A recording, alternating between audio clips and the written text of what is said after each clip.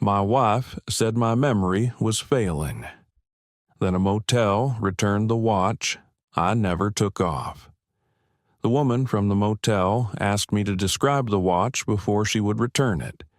I told her it was a stainless steel Hamilton with a dark blue face, a scratch across the number 4, and an inscription on the back that read, "Still on your side, Daniel." She went quiet. Then she said, "Yes, Mr. Bennett, that's the one. Housekeeping found it beside the bed in room 214. I was standing in my kitchen with my wife 10 feet away. For 38 years, Evelyn could read my face before I said a word. That morning, she took one look at me and dropped a jar of pasta sauce. "Who is it?" she asked. I kept my eyes on her. "The Crestview Motor Lodge." Her hand remained suspended above the grocery bag.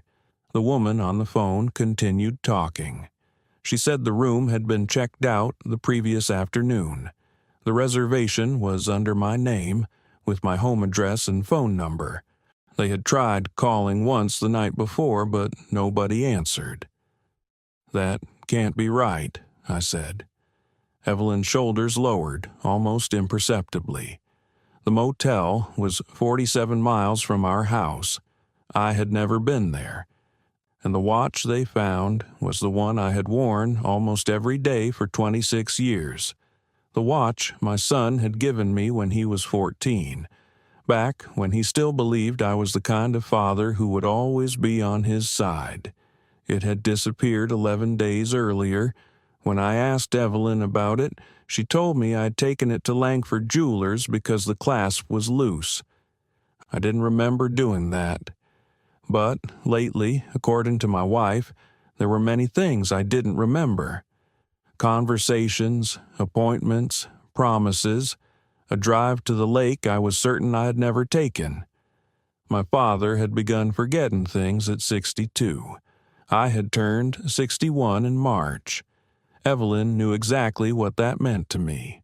I thanked the motel clerk, said I would collect the watch, and hung up. "Tom," Evelyn said, "before you assume anything, I'm going to Crestview. You shouldn't drive when you're upset." That sentence stopped me more effectively than if she had grabbed my arm. Not because it was caring, because she had used the same tone 2 weeks earlier when I insisted I had never agreed to sell my fishing boat.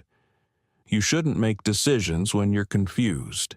And 3 days before that, when I said she had moved our tax folder. You've been under so much stress. In the afternoon, she claimed I had driven to Lake Mercer, eaten lunch, and returned without remembering the trip. "Tom, this is how it started with your dad." I picked up my keys.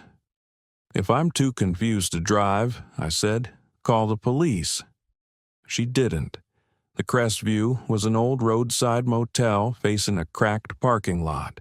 The manager, Gloria Park, had the careful expression of someone who already knew there was more to the story than a lost watch. She set a small plastic bag on the counter. My watch was inside. The blue face had stopped at 10:17. I turned it over. The inscription was there. "Still on your side, Daniel." My thumb traced the words through the plastic. "Do you recognize whoever stayed in the room?" I asked. Gloria's expression tightened. The reservation was made online. The person who checked in had a driver's license that matched the additional guest name.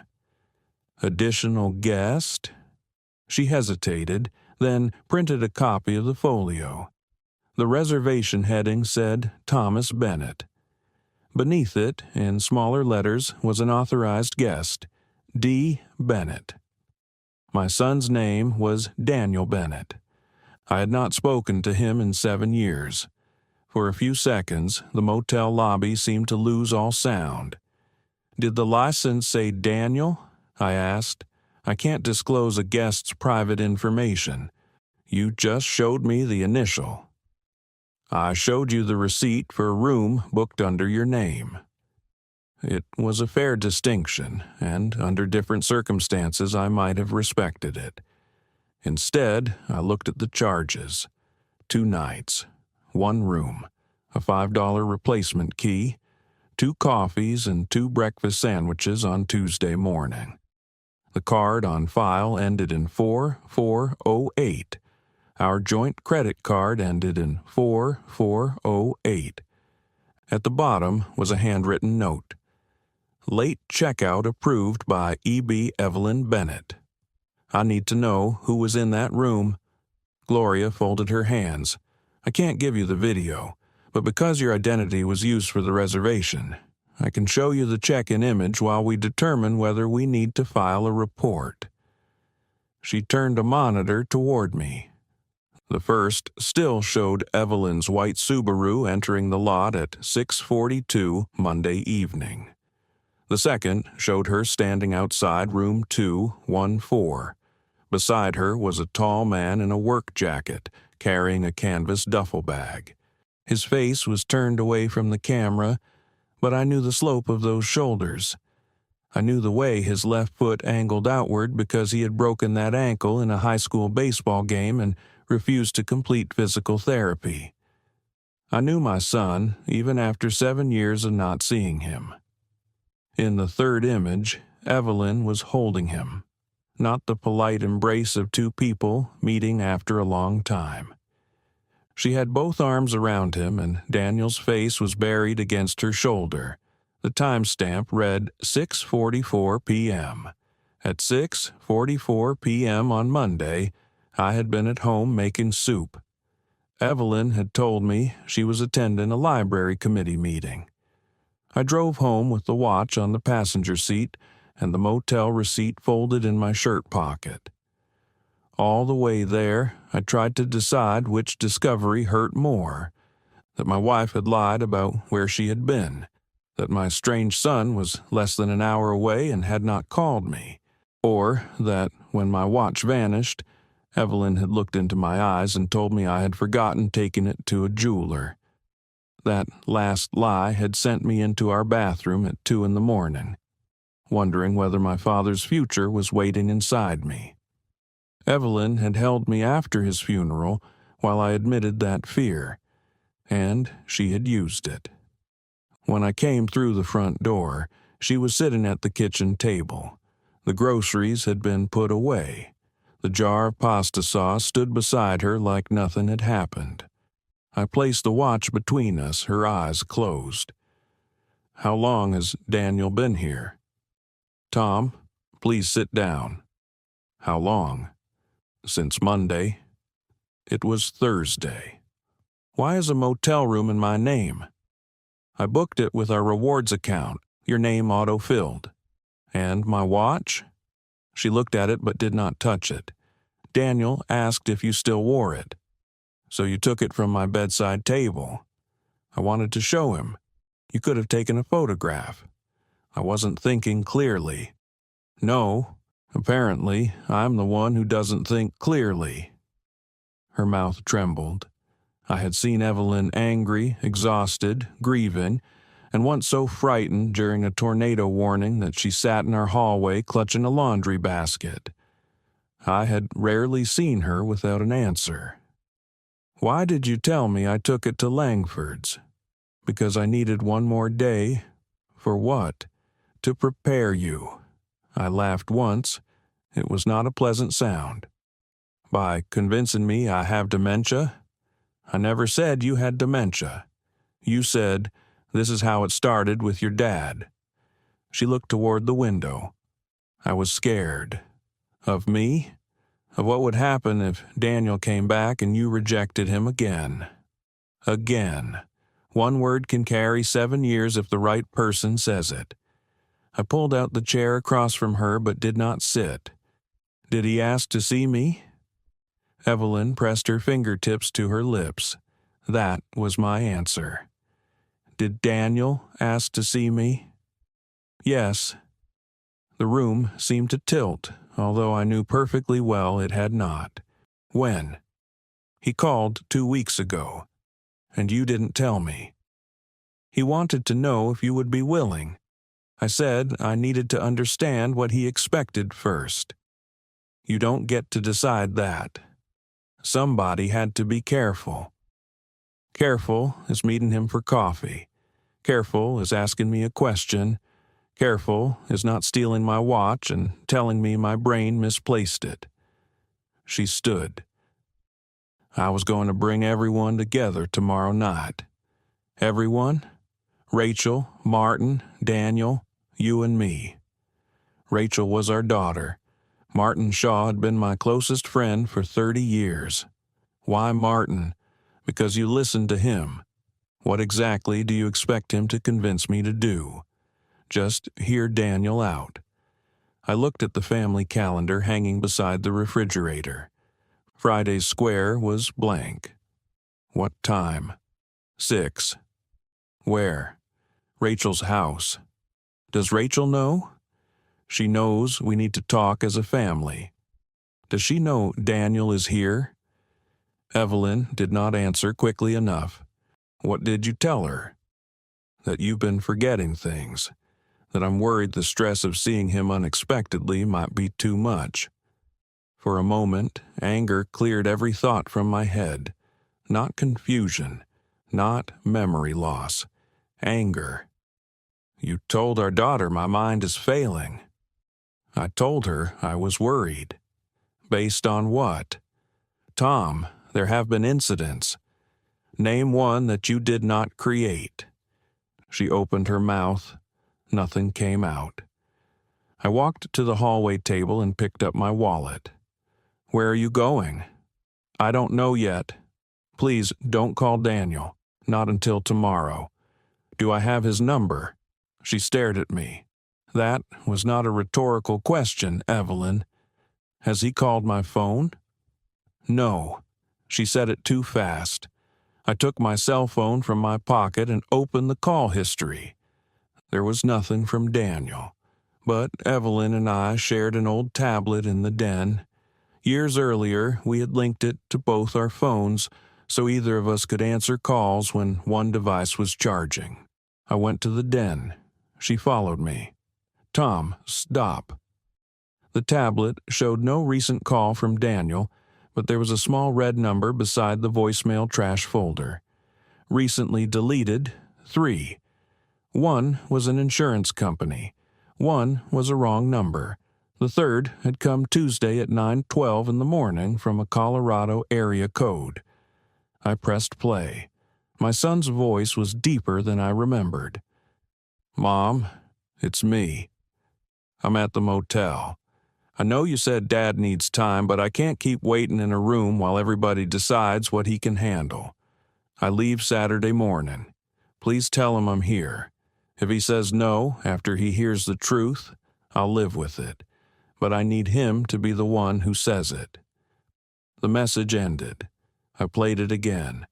I leave Saturday morning. Please tell him I'm here. I turned to my wife. You said he called 2 weeks ago. He did.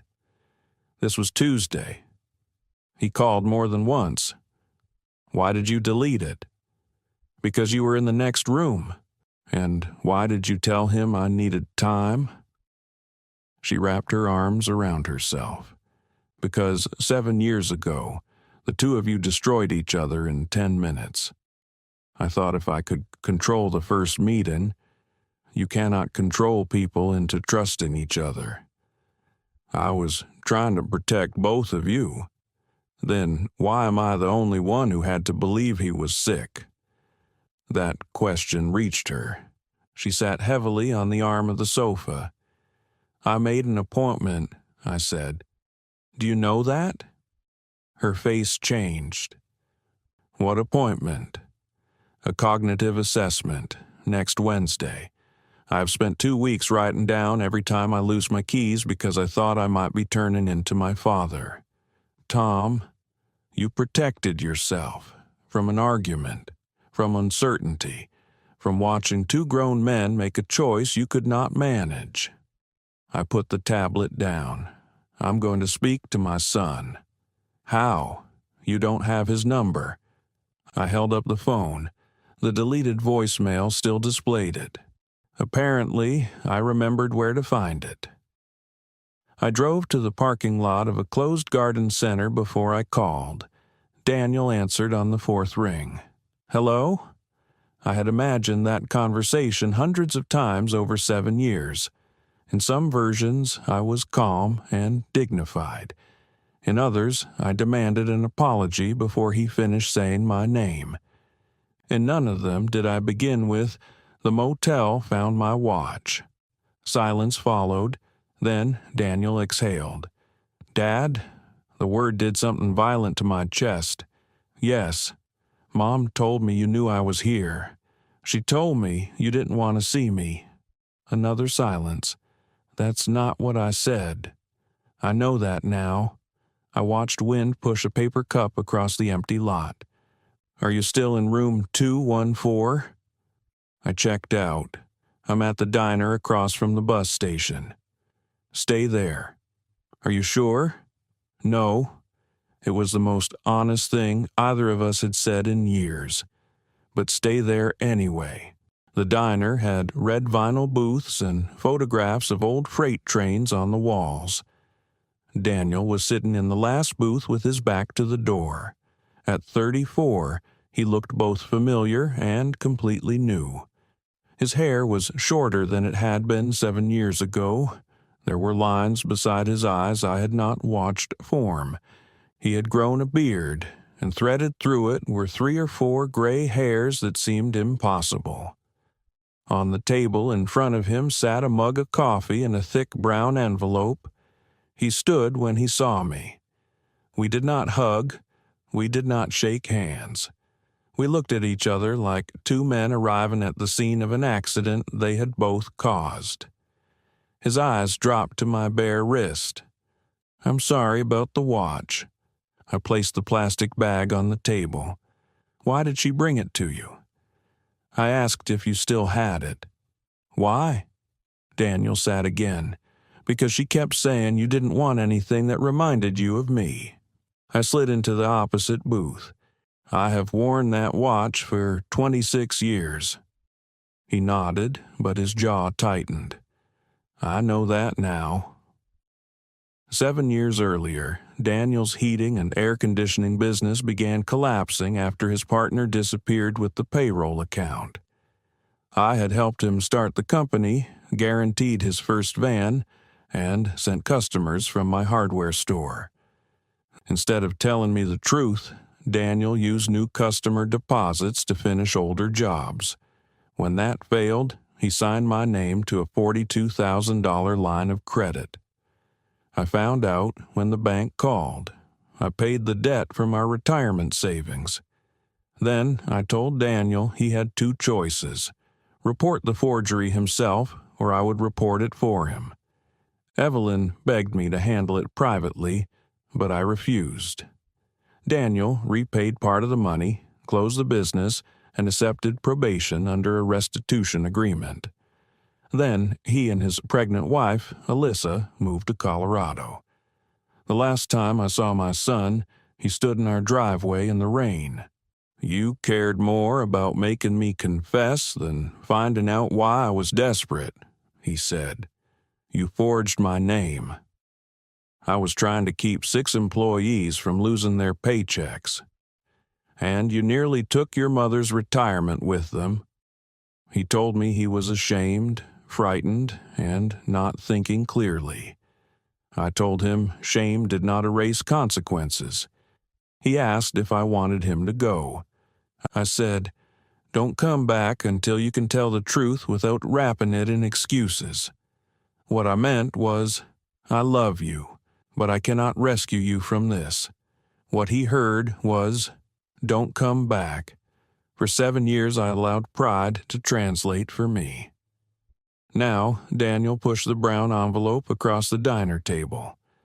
Inside were copies of monthly payments, a letter from the bank confirming that the balance had been satisfied, and a cashier's check for $11,600.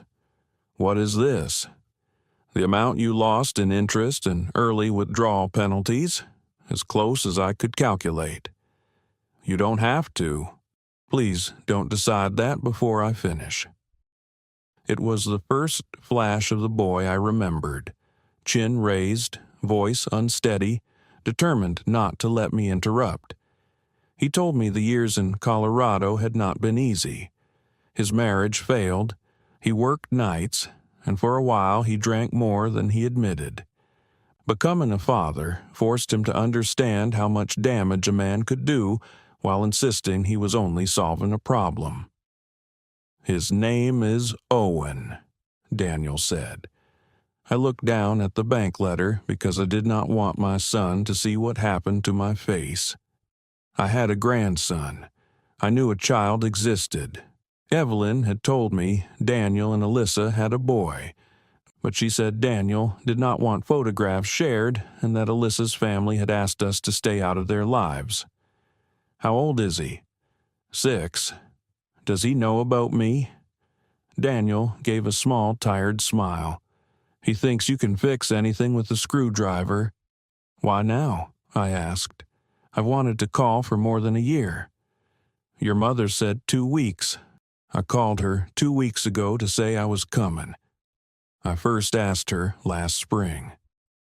I felt something cold settle under my ribs. "What did she tell you?" "That you weren't ready. Then that your blood pressure was bad. Then that you had started forgetting things and she didn't know what seeing me might do." "She told you that too?" Daniel nodded. He had come back because his company was transferring him to Oregon. Before he moved farther away, he wanted to repay the last of what he owed and ask if I would meet Owen. Not demand forgiveness, not ask for money, just meet him. "I sent you a letter in February," he said. "A real one. Signature required." "I never received it." "Mom said you read it and put it in your desk." "She lied." Daniel looked toward the window. "I'm starting to understand that." I asked what he believed was happening at Rachel's house the next night. "Mom said you agreed to meet, but only if Martin and Rachel were there. She said you were worried you might get confused or angry." I did not know there was a meeting.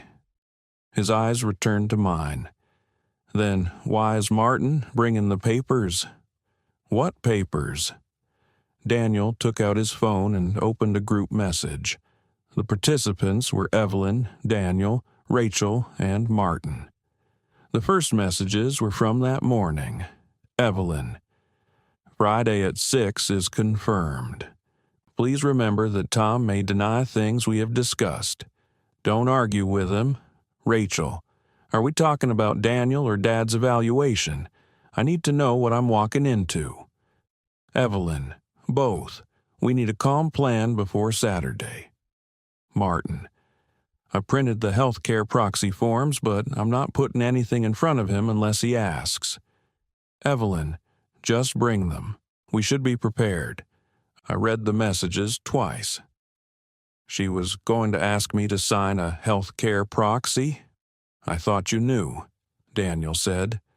A healthcare proxy was not control of my house or bank account. But beside weeks of invented memory failures, supported by my daughter and oldest friend, it became a room full of people agreeing that my own mind could not be trusted. "Dad, I wouldn't have gone if I knew." I believed him. That surprised me more than anything. For years, I had remembered Daniel as the man standing in the rain, explaining why forging my signature was not really forgery. But the man across from me had brought records, a check, and no excuses. Memory had flattened him. Perhaps it had flattened me too. "Your mother says she is protecting us," I said. "She's always done that." "No, she has always said she was doing that." Daniel studied me. "What do you want to do?" I folded the cashier's check back into the envelope. "For the first time this week, I want nobody else to answer that question." We talked for almost 2 hours, not enough to repair 7 years, but enough to locate the broken edges. Daniel had waited for me to call. I had waited because I believed the person who caused the harm had to return first.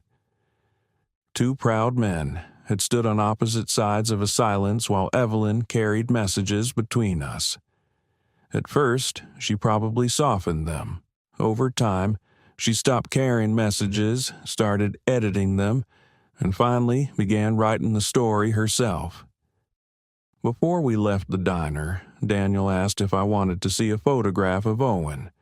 He showed me a boy with dark hair, 2 missing front teeth, and a plastic tool belt hanging sideways around his waist. Owen stood beside a birdhouse painted an alarming shade of orange. He made that? Mostly. I stopped him from screwing it to the dining table. I laughed. The sound startled both of us. Daniel sent me the photograph. I saved his number. Small actions, but after 7 years, they felt ceremonial. When I returned home, Evelyn was still at the kitchen table. I didn't tell her everything Daniel and I had discussed. That conversation belonged to us. I told her I had seen the group messages. She gripped the edge of the table. The proxy was only a precaution. A precaution against what? Your father wandered into traffic. I have not. You forgot the stove last month. The burner knob is faulty. We both know that.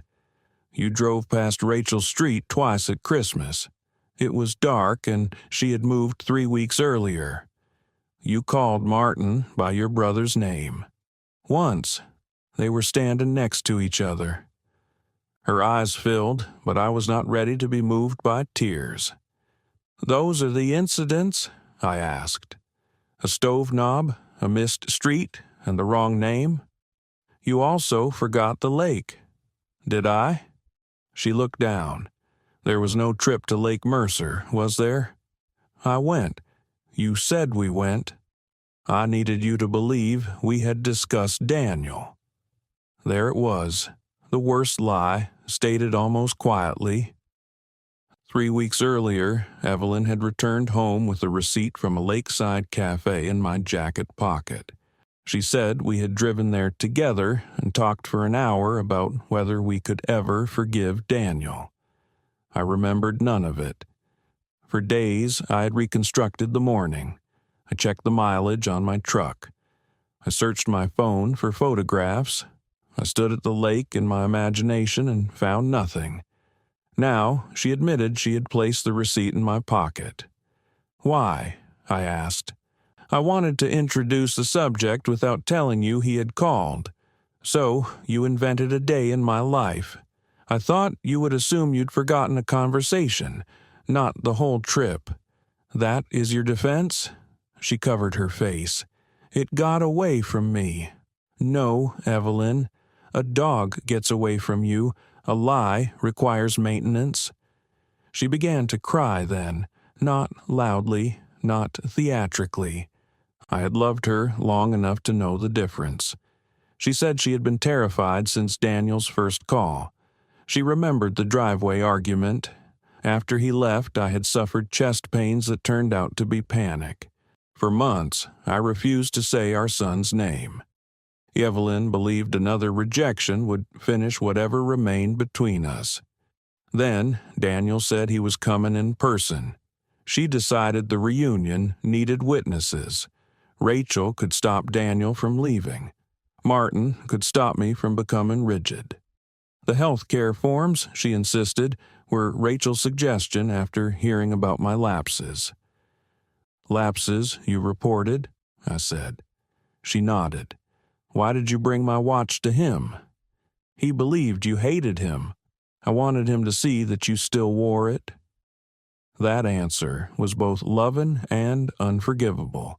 She had stolen proof of my love so she could control when I was allowed to express it. And when it went missing, I panicked. So you chose the one explanation that would frighten me most. I am sorry. Do not say that yet. She looked up. Why? Because tomorrow you're going to tell the truth to everyone who thinks my mind is failing. All of it. The watch, the lake receipt, the deleted message, the false conversations. Tom, Rachel is already scared. Then you will be the one who makes her less scared. And after that? I picked up the watch. After that, I'm going to my appointment on Wednesday. You don't need it. I need to know which memories belong to me. At 6 the next evening, I walked into Rachel's house with Daniel beside me. Evelyn arrived separately. Rachel stood in the living room with her arms folded. She was 36, a school counselor, and had inherited her mother's ability to notice tension before anyone spoke. Martin sat on the sofa with a manila folder on his lap. When Rachel saw Daniel, her face crumpled. She crossed the room and hugged her brother. For a few seconds, nobody spoke. Then she looked at me. "Dad, are you okay?" It was an ordinary question. Because of what Evelyn had told her, it no longer sounded ordinary. I put the motel receipt, the watch, and a printed copy of the group messages on the coffee table. Your mother needs to explain something. Evelyn remained near the doorway. Tom, maybe we should sit down first. We are all listening. Rachel looked from one of us to the other. Mom? Evelyn began with Daniel's call. She explained that she had wanted to manage the reunion. Then, slowly, with long pauses and several attempts to soften what she had done, she told them the rest. When she described taking the watch, Martin put the folder on the floor. When she admitted planting the lake receipt, Rachel sat down. When she said she had used normal mistakes as evidence of decline, Daniel looked at me but said nothing. Finally, Evelyn told them I had never agreed to a family meeting and had not requested the health care proxy. Martin's face had gone pale. You said Tom asked me to print these. Evelyn shook her head. I said he would feel better if we were prepared. No, Martin replied. You said Tom wants everything ready while he can still make the decision himself. I remember the exact words. For the first time, Evelyn seemed to understand that the differences in her versions were no longer hers to manage. Rachel's voice was quiet. You told me Dad left the house at night and couldn't remember where he went. I said he had become disoriented. You told me he drove to the lake and forgot the entire day. Evelyn glanced at me. That did not happen. Rachel stood so quickly that the chair legs scraped the floor. I called 3 memory care centers. No one moved. I spent my lunch breaks calling facilities because you said Grandpa's disease might be starting. I've been watching Dad every time he repeats a question. I was trying to make sure we had support. For a problem you invented, I did not invent every concern. You made ordinary things look like symptoms, I said. Martin opened the folder, removed the proxy forms, and tore them once through the middle. It was a small gesture, but I appreciated it. Daniel took the brown envelope from his jacket and placed it beside the watch. I came to repay Dad and ask him to meet Owen, he said. I didn't come to force anybody to forgive me. Rachel stared at him. Owen is here? With Alyssa's sister. They're driving up tomorrow before I leave. Rachel started crying before she reached him. My children held each other in the center of the room, while Evelyn stood 5 feet away, separate from the reunion she had claimed to be protecting. I wish I could say I felt satisfied. I did not. Watching a lie collapse is not the same as watching truth repair what it broke. After Rachel calmed down, she asked Daniel about the forgery. He told the story without hiding behind the employees, his missing business partner, or his fear. He said he had committed a crime because he believed desperation made him entitled to somebody else's name. Then he looked at Evelyn. I know what it feels like to tell yourself the reason makes the method acceptable." She flinched. So did I, because the sentence belonged to all three of us. Daniel had used my name to borrow money. Evelyn had used my fear to borrow authority. And I had used righteousness to avoid admitting that punishing my son had become easier than calling him. I turned to Daniel. "What you did 7 years ago was wrong." He nodded. "What I said in the driveway was also wrong. I told you not to come back until you could tell the truth. Then I made no effort to find out whether you had. I could have called." "Yes." Neither of us tried to rescue the other from responsibility. That was the first real reconciliation we had. Not a hug, not a promise. Two men leaving the facts on the table without using them as weapons. Evelyn asked if we could talk privately. I said no, not tonight. "Are you leaving?" "For a while." Her face went still. I had packed a bag before the meeting. Martin offered me his guest room, and I accepted. Evelyn whispered, 38 years, Tom. That is why this cannot be solved in 38 minutes. I slept badly at Martin's house. The next morning, Daniel drove me to a park near the river. Owen was waiting beside a picnic table. He was smaller than he looked in the photograph and wore a red sweatshirt with a silver robot on the front. When Daniel introduced me, the boy studied my empty wrist. "Dad said you have a watch that stops if you don't move enough." "That's mostly true. Why aren't you wearing it?" I showed him the broken clasp. He considered the mechanism gravely. We could fix that. So, my first conversation with my grandson was not about 7 missing birthdays or why his father and I had been strangers. It was about a spring bar. We sat at the picnic table with a small toolkit Daniel kept in his truck. Owen held the flashlight even though it was broad daylight. I guided his fingers as he compressed the pin and seated the band. When the clasp snapped into place, he raised both arms like we had won something. Maybe we had. I fastened the watch around my wrist.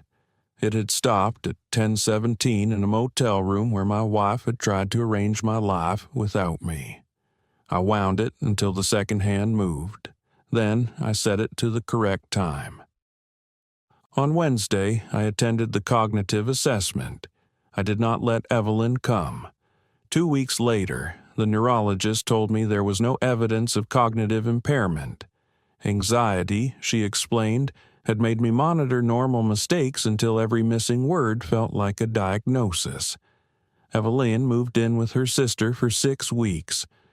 During that time, she gave Rachel, Daniel, and me written timelines of every message she had changed, call she had hidden, and incident she had exaggerated.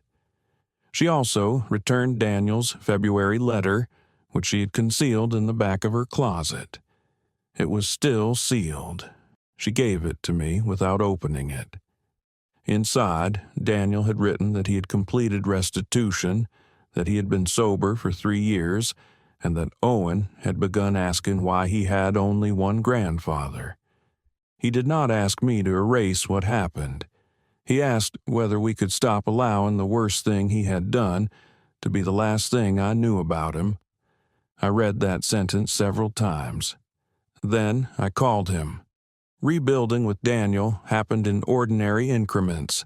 Sunday video calls, a photograph of Owen's first day at school in Oregon, and an argument about the cashier's check. I accepted the interest Daniel owed and put the rest into an education account we both controlled for Owen.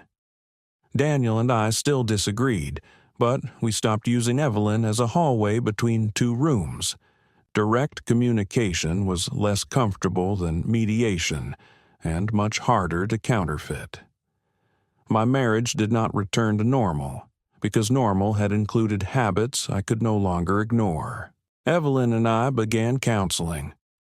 For months, I checked receipts and call logs.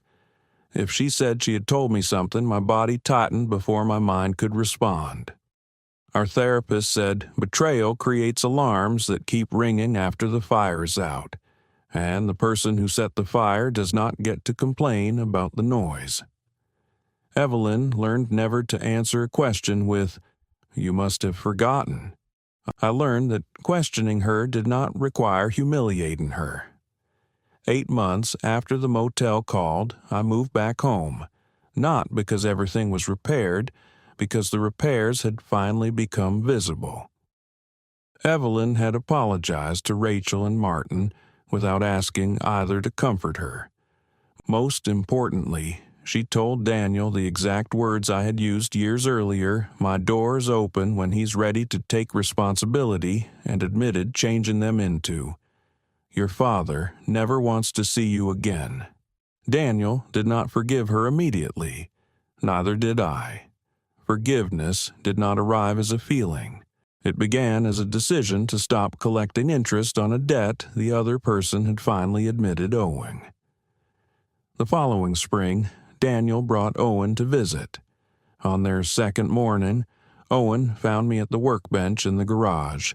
He pointed at the blue-faced watch. "Is that the motel watch?" Children have a gift for reducing family mythology to practical labels. "Yes." Dad said Grandma took it. She did. Why? I considered giving him the safe adult answer. It was complicated. Instead, I said, "She was afraid your dad and I would hurt each other, so she tried to choose for us. People can do wrong things when they are scared." "Did you hurt each other?" "Yes." "Did she stop it?" I looked through the open garage door. Daniel was in the driveway helping Evelyn unload groceries. They were speaking politely, carefully, without pretending the missing years had vanished. "No," I said, "but we finally stopped hiding the hurt."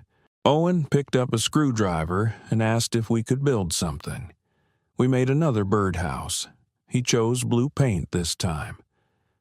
That evening, Daniel noticed I still had not cashed the remainder of his check.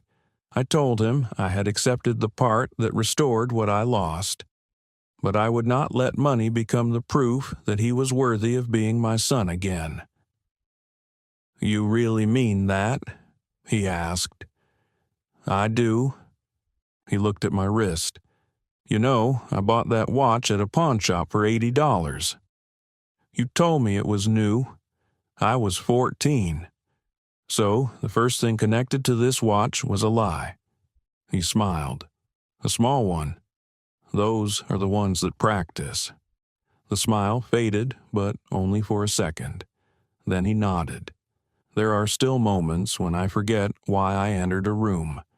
I sometimes call Owen by Daniel's name. Last month, I left my coffee on the roof of my truck and drove away. Normal mistakes no longer terrify me the way they did. If that changes one day, I will face it with doctors, evidence, and people who speak to me rather than around me. The watch still loses about 2 minutes every month. I could have it repaired, but I do not. At the end of each month, I take it off, turn the crown, and correct the time myself. It reminds me that being wrong is not the same as being lost. It reminds me that love is not permission to rewrite another person's reality. And it reminds me that for 7 years, my son and I each waited for the other to cross a distance that one honest phone call might have shortened. My wife believed she was protecting our family by controlling the truth. I believed I was protecting my principles by refusing to make the first move. Daniel believed repayment had to come before he deserved to come home. We were all wrong in ways that made sense to us. That did not make the damage unreal. It only meant repair had to begin with something more difficult than blame. The truth, spoken by the person it belonged to, without an editor, without a witness telling us what we could handle, and without anyone else deciding what we were allowed to remember.